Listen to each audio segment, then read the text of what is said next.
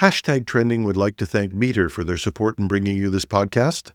Meter delivers a complete networking stack, wired, wireless, and cellular, in one integrated solution that's built for performance and scale. You can find them at meter.com/HTT. OpenAI declares code red with rumors of a new model next week. Australia plans a nationwide social media ban for under 16s. Apple's AI chief steps down as Google pushes ahead with Gemini. And can open source survive? It's certainly showing its age. Welcome to Trending. I'm your host, Jim Love. Let's get into it. OpenAI is reportedly in a code red mode and speeding up the release of its next model, codenamed Garlic. The model was originally planned for early January, but may now arrive as soon as next week, possibly as GPT 5.2 or GPT 5.5. It's an unusually fast shift for OpenAI, and the timing suggests pressure from Google's latest Gemini upgrades. Part of the urgency goes back to GPT-5. When OpenAI released it in August, the reaction was, let's say, muted. According to the Wall Street Journal, users felt the model was too clinical, weaker in math and geography compared to earlier versions. Some felt it was a little stilted. OpenAI rapidly pushed an update to fix those gaps, but the criticism clearly landed, and it adds context to something Sam Altman said back in August. In an interview picked up by The Verge and Fortune, he admitted the company already had better models they couldn't release because they didn't have the capacity to run them. That line takes on a new meaning now that OpenAI appears to be accelerating Garlic. Meanwhile, this all comes just after ChatGPT's third anniversary on November 30th, a reminder of how quickly expectations have shifted since that first public release. But at the same time, Google has been rolling out steady improvements to the Gemini ecosystem and functions. Android Police and Android Central have been reporting a major overhaul to the Gemini app interface, along with early versions of a projects workspace that lets users upload multiple files and keep their work organized. Sound a lot like OpenAI to you? And there are also signs of a native iOS and Mac OS Gemini app on the horizon. It's a shift towards treating AI as a full productivity environment, not just a chatbot. Now, the bigger story here, though, is the pace. Model releases take months and months, but both companies are pushing updates in weeks. And with businesses relying on these systems for daily work, whoever controls the pace may end up controlling the market. Australia is about to run one of the biggest social experiments we've seen in the digital age. Starting December 10th, Australia will reportedly ban anyone from under 16 from having a social media account. And that includes everything from TikTok to Instagram to Snapchat, YouTube, Reddit, and even X.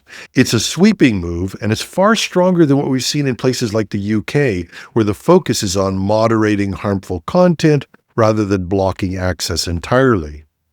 Part of the reason is frustration on how platforms have handled safety on their own.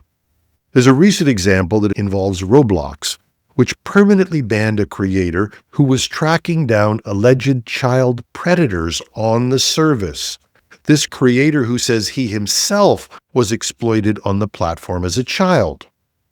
And critics argue the company moved faster to shut down the whistleblower than to confront the abuse he was documenting. Cases like this have fed the argument that moderation alone isn't enough and that platforms can't be trusted to deliver on the protections they're promising. Teens are already preparing. Many are backing up photos, and some platforms are letting young users who are close to 16 suspend their accounts so they don't lose everything. Others are looking at alternatives, including apps like Lemon 8, which has been mentioned in the Australian media as having looser standards, but the Australian government says it will actively track anyone trying to circumvent the ban, a statement that's raised privacy concerns of its own. The policy is controversial. It's certain to be challenged in court, Experts have warned about unintended consequences. Cutting off an entire generation from mainstream platforms may push them towards unregulated corners of the internet. Or, and it's possible, it might put them back into the real world to meet friends, maybe read a book. You can decide for yourself whether this is a problem or a feature, and we'll see it play out in real time. But it's clear this is a bold experiment, and the rest of the world is going to be watching closely. Apple's head of AI is stepping down at a difficult moment. John Giannandrea, the senior vice president in charge of machine learning and AI strategy, is retiring in the spring of 2026 after 7 years with the company. Apple says he'll stay on as an advisor, but responsibility for its next wave of AI features is shifting immediately to Amar Subramanya, a former Microsoft and Google executive who helped build parts of the Gemini assistant. Subramanya will report to Craig Federighi, Apple's software chief. That's notable. Federighi oversees the teams that actually ship features across iOS, macOS, and Apple's developer tools. And he got a long track record of delivering major platform transitions on schedule.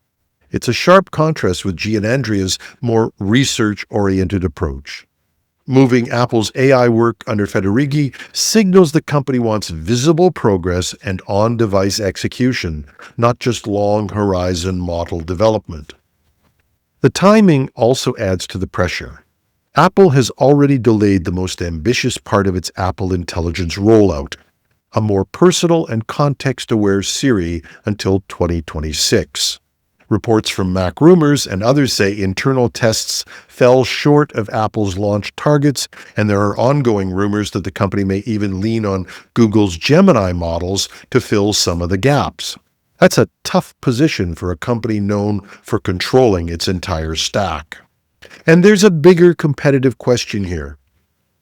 For years, Apple was the phone that had design and polish, but it wasn't just the physical phone. It was the feeling that its devices simply worked.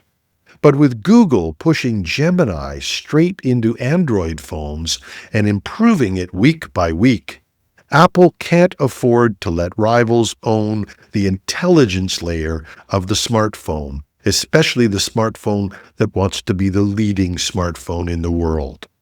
And just as Sam Altman put OpenAI on code red to keep pace with Google, this leadership shakeup may be a sign that Apple is reaching that moment as well. And finally, Kubernetes is retiring one of its most widely used components, the Ingres-Nginx controller. As the Register put it, Ingres-Nginx will go to that big bit farm in the sky in March 2026.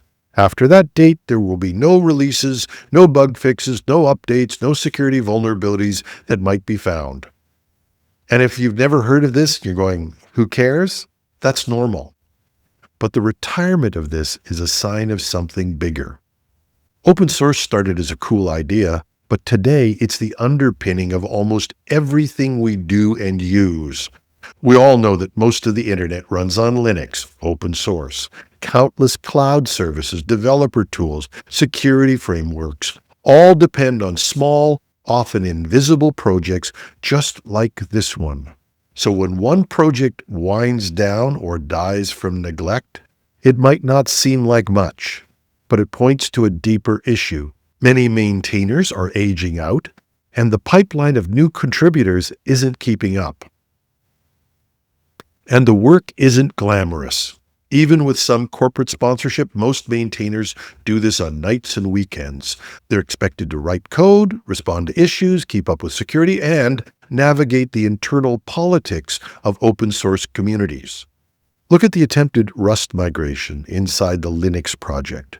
A promising idea, a new, very secure software, a great approach, but it nearly stalled if it hasn't after maintainers burned out facing constant abuse online. Even the Ingres-Nginx developers said they were worn down by the volume of complaints despite doing the work for free. And all of this is happening as open source security threats get worse.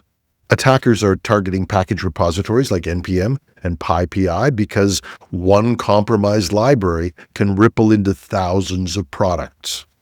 When projects lose contributors, they also lose the people who catch those vulnerabilities. So the question isn't whether one module disappeared. It's whether open source can keep functioning when its stewards are exhausted, its newcomers are scarce, and its security risks keep rising.